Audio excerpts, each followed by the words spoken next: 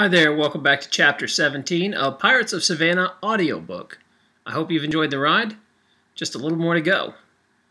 Please remember to swing by lupolilink.com and check out my other books, as well as my other projects.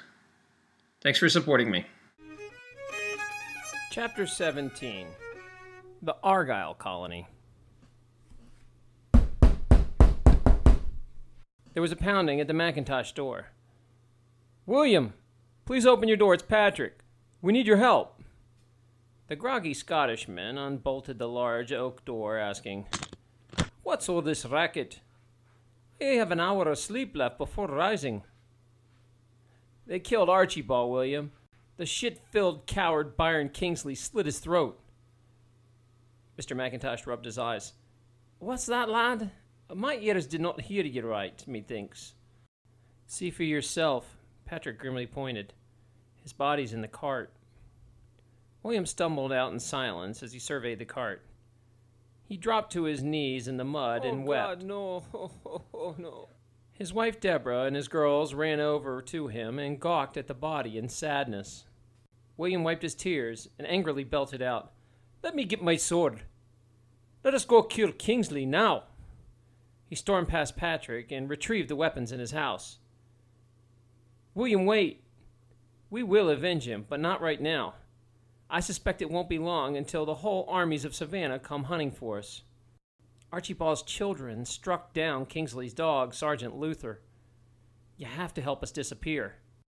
Archibald's vengeance will be well calculated and delivered when his family is no longer in risk." Patrick pleaded. "That is not our way. Retribution must be delivered immediately. Every second Kingsley is alive is an insult to Archibald's honor." William barked back. Patrick grabbed the kilted man by his shoulders. "Archibald would not want you to risk the lives of his family and friends for vindication. We will wait. Please help us give him a proper Scottish burial and escort us in our exodus." William collected himself and put his anger on a low simmer and conceded. "Aye, lad, he deserves proper rights." He turned to his weeping family and ordered, "Lauren, Lindsay, Deborah, run tell the village what has happened. Request their aid with funeral rites. Catch Mr. Mackay as well and tell him to keep his fishing vessel harbored. We need it for passage. Go now, run." William decided Archibald must be buried on his land, in a tract hidden on a hill, which would not be easily found. He felt it would honor Archibald properly to keep his final resting place clandestine. William wasted no time once his mind was made up, and he retrieved his spade from the house. "Seems proper that Archibald made the tool that we're going to be digging his grave with." The large funeral procession took the cart up the hill to a rocky knoll. The men cleared the area of stones so it'd be easier to dig. The honor of digging the grave was divided, and the men worked quickly. In just over an hour, a large, man-sized hole laid in wait to accept its offering of flesh. A bell was heard ringing from the town. A priest crying, "Duncan Macintosh, slain by British this morrow for illegal writings." A long funeral procession followed in a single line. The large group approached and took their places circling the now hallowed hole in the earth. The men were on one side and the ladies were on the other, watching respectfully. The Darien people were considered very progressive to allow women to attend the funeral, having relaxed many of their rigorous customs since moving to the New World. Patrick had never seen a Scottish funeral before, but Archibald had told him about their customs one past evening. The murdered mentor explained how long and elaborate Scottish services died out more than 100 years before. The English had outlawed burial services for Scots, and over time the ceremonies adapted to British regulation. They were fast and quiet. No words were said and no coffin was used. The body was simply placed in a hole by the clan's men. The ritual occurred exactly as the deceased blacksmith predicted, except for the addition of an ancient funeral ritual. The clan in Darien observed one ancient Scottish burial ritual called earth laid upon a corpse. The priest laid a wooden plate on Archibald's chest. A small amount of salt and earth were placed onto the plate to represent the future of the deceased. The salt represented the soul, which would never decay. The earth reminded all who witnessed that the body would decay and eventually rejoin the earth from which it came. The men of the clan quickly covered the lifeless vessel with dirt and then hid the grave with stone and marsh grass. William said something to the funeral goers in Scottish, pointing at the grave and covering it with fallen limbs to hide it. Patrick assumed William told his clan never to reveal its location to outsiders for fear of British retribution. William then nodded to the crowd and signaled the ceremony was now over. The sound of bagpipes filled the air, and the men and women paired off. Patrick and Marion stared at each other in confusion, not sure if the Scottish men and women were dancing. The two watched as the men paired off and sang and danced with each other. The women then followed suit. Patrick assumed that somehow dancing with the same sex after a funeral is not offensive to the Scottish god. He shrugged his shoulders and joined in. After a few minutes, all the Freeman family were pulled into the celebration and were actually smiling a bit. It was cathartic for the traumatized family to reminisce about Archibald's life with song and dance. People that knew him were telling stories about their fond memories of him and singing old Scottish hymns. Suddenly, a boy in a kilt came sprinting up to William. He panted, "British are coming. Only about an hour's walk away." William interrupted and shouted commands in Scottish. Within 5 minutes, no trace of the funeral could be found. He also reminded the group that this event and grave would never be spoken to any outsiders. "Time to go, lads. We booked you a safe voyage. Follow me and hurry." William and his family pushed quickly towards the coastline of the town. Isaac was massive and strong, but it caused him to have shallow lungs while running. "Where are we going?" Isaac asked through his winded voice. William replied with ease, "You need to do more running, lad. You'll be going to a new Scottish settlement up in Cape Fear, North Carolina.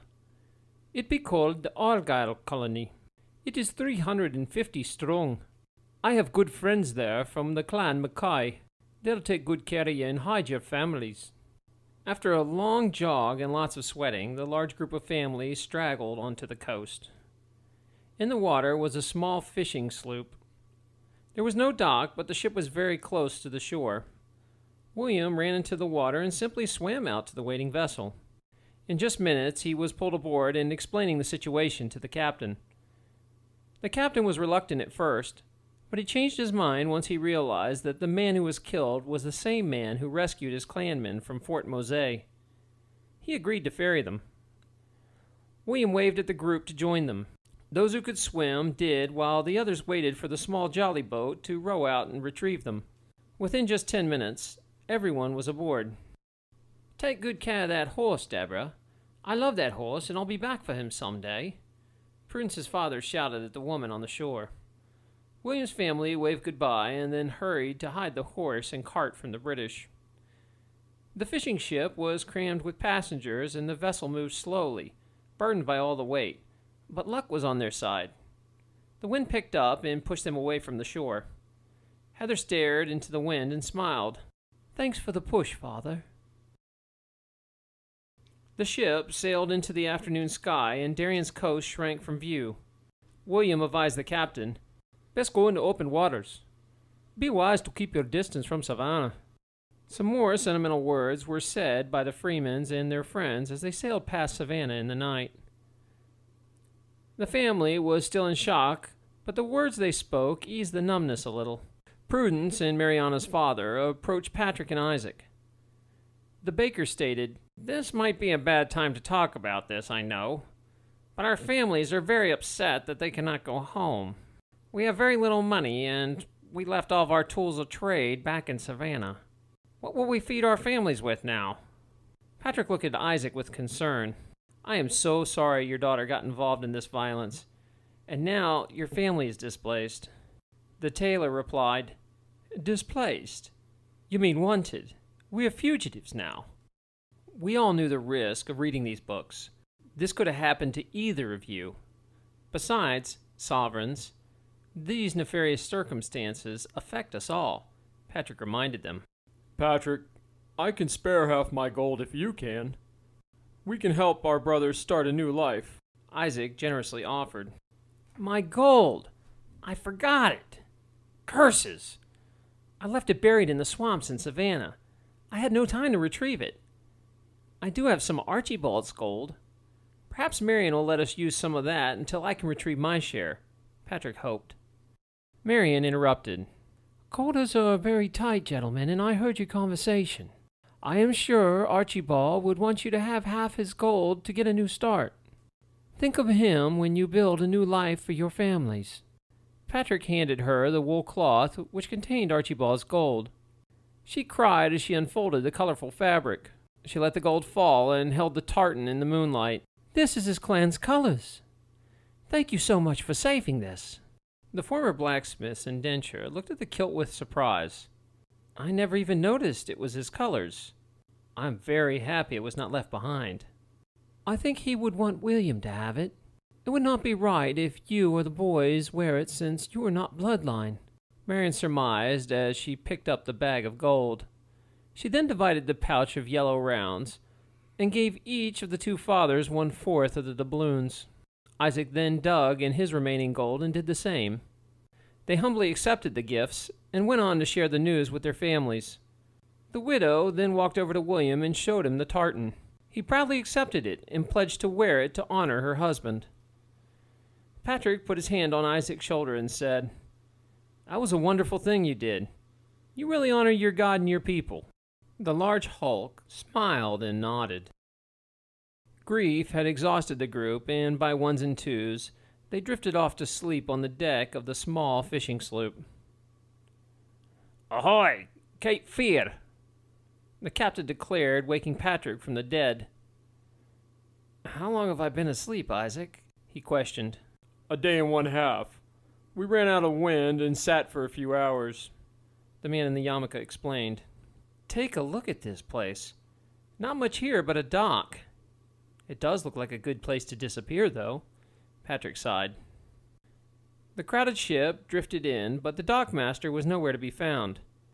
Well, that be some dumb luck. No dockmaster, Captain Mackay wondered. He belted his order. Everyone off the ship as fast as you can.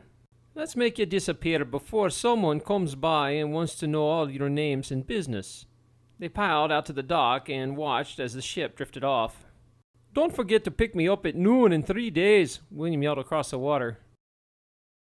The kilted man led the pack away from the docks as fast as possible. Let us get to Argyle before sundown. We'll find shelter and some excellent haggis with Mr. Mackay.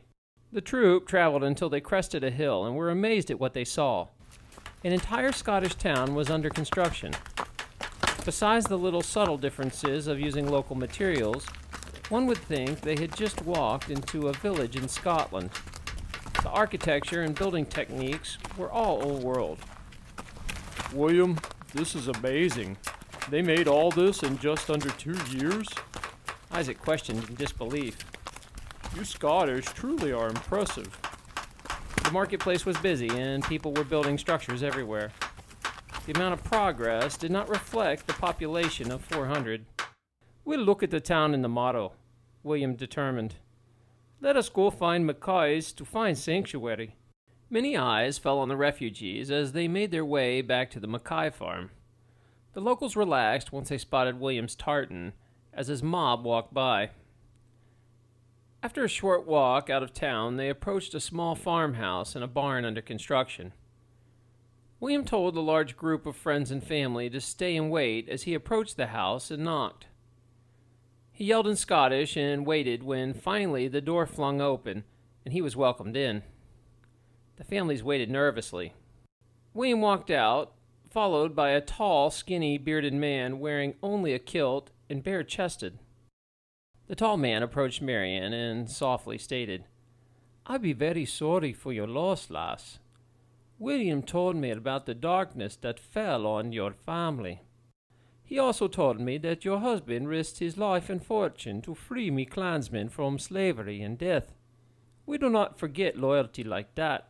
Your family will be safe here. The refugees all sighed with relief as the skinny Scot continued. You'll have a large gathering, but we don't have any empty homes. You can live in the barn until we build you some places to live. Of course, the men can sleep under the trees like true Scotsmen, but you lasses can use the cover of the barn. It is mostly built. We just need more hands to finish it. You'll have to help work the farm if you want to eat, and help us finish this barn before winter.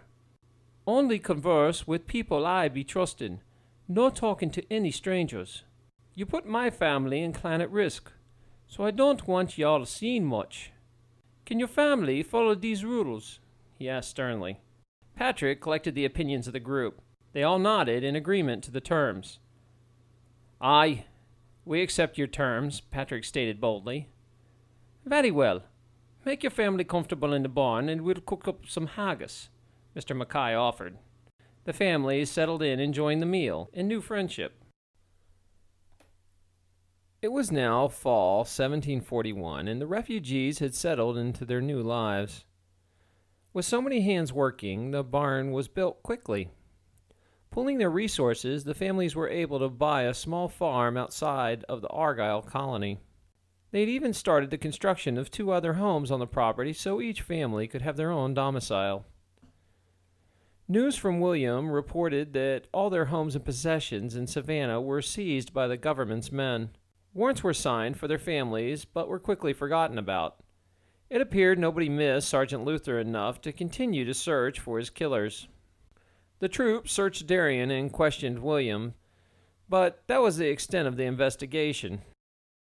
Isaac was worried that Dr. Nunes would be held accountable for his actions, but William reported that he was unmolested. It appeared Oglethorpe was more concerned about losing a good doctor than carrying out his idle threats. The wanted families used new aliases and kept to themselves. The Scots that knew the truth kept their tongues to themselves and guarded the secret safely. With the doubloons now all spent, Patrick and Isaac decided the responsibility lay in their hands to make some income until the crops took the following growing season. Mr. Mackay came by one afternoon and offered the men an opportunity to make some silver. There'll be an area of sovereign land in North Carolina. Back in the Lord's year 1663, the king divided Carolina into 8 parts and sold it to wealthy English investors. Over the years, 7 of the 8 investors, which, by the way, fancy being called Lord Proprietors, sold their shares back to the king. But one Lord Proprietor kept his land and did not sell it. His name be George Carteret. The property be passed down by family rights to his great-grandson, John Carteret II, Earl of Granville. He currently owns the land, but he's stuck in England. Wait, I'm confused, sir, Patrick interjected. Are you saying that a large tract of land exists in the colonies that is sovereign and not ruled by any government? How can this be? Surely the king would march soldiers in and claim it. Well, the king would march troops in and take it if he wanted it, if it were owned by common folk. But there'd be rich folk who own it. The king has to be much more cautious how he handles the situation. His Majesty needs to look legitimate, and if he steals the land, no rich folks will be investing with him again, the skinny man explained. To answer your other question, yes, Carteret surrendered protection and participation in the government in exchange for sovereignty. He did not have to pay tax, and he can do as he pleases with the land, and he can even make his own laws outside the king's. It's truly a unique situation. That's fascinating. Someone is allowed to live free of the king's rule here, in the colonies? But what does that have to do with us? Isaac questioned. Well, he be needing patrols for his land. It's hard, dangerous work, but the pay is good. It seems that poachers and timbermen are coming on his land and taking what they want. You'll be guarding the borders of this private land. Well, we got to feed our families until the crops take. We'll take the work, Patrick agreed. Excellent. Mackay encouraged. "Come to me farm at dawn in the morrow, and I'll give you a map and see you off." The men returned, informing the families of the work. They understood. The gold went quickly, and only a few pieces of silver remained. Mariana's father would have to sell a beautiful and ornate fowling gun just to feed the group until they returned.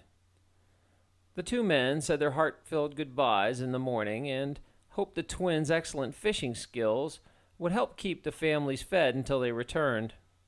As always, the three young women were inseparable in making jokes with each other. Marian gave Patrick a hug goodbye, which by civilized English culture would have been considered vulgar. The lifelong friends waved goodbye and reported to Mr. Mackay's.